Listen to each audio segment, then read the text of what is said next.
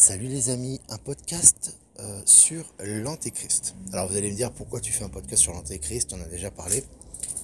Oui, j'en ai parlé, mais je vois qu'il y a encore sur les réseaux beaucoup d'informations, de désinformations, on va dire ça comme ça, sur l'Antéchrist, le retour de l'Antéchrist, etc., etc., etc. Alors, en général, les gens qui parlent de l'Antéchrist, dans cette période particulière, c'est des gens qui pensent que l'état profond est présent, que le mal est là, et qu'il faut lutter contre le mal, et que le mal doit se manifester, et qu'on doit souffrir avant d'être libéré. C'est une vision très judéo-chrétienne en réalité, même si les gens n'en sont pas conscients.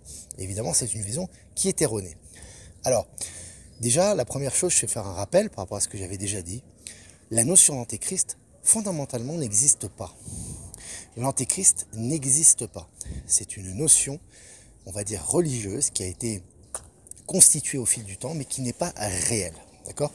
Donc, l'important, c'est de comprendre que ce qu'il se passe, c'est que la somme des énergies négatives des êtres présents, sur Terre notamment, qui concentrent une énergie globale, qui crée une entité. D'accord ? Ce n'est pas une entité à part entière, mais c'est simplement constitué des énergies négatives qui proviennent des pensées des gens, de l'envie, de la jalousie, de la violence, de la lutte, etc. et qui constituent une énergie négative. Bon.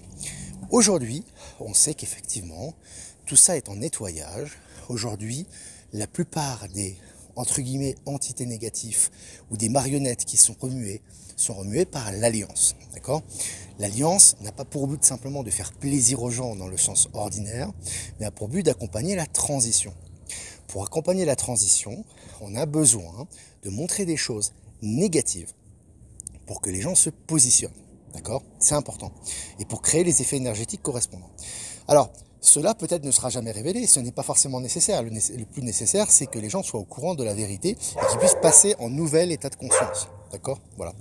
Donc voilà. Donc c'est important de prendre conscience de ça. Donc l'antéchrist, fondamentalement, n'existe pas. Et c'est important d'en prendre conscience, parce qu'il y a des gens, effectivement, qui sont découragés, qui voient qu'il y a une exposition de malveillance, de choses perverses ou erronées, et donc ils vont dire « Ah, c'est l'antéchrist ». Non, c'est pas l'antéchrist. Ce sont simplement des manifestations qui sont là pour réveiller les gens et leur faire prendre conscience du vrai plan de l'état profond. Et encore une fois, je fais un dernier rappel pour ça.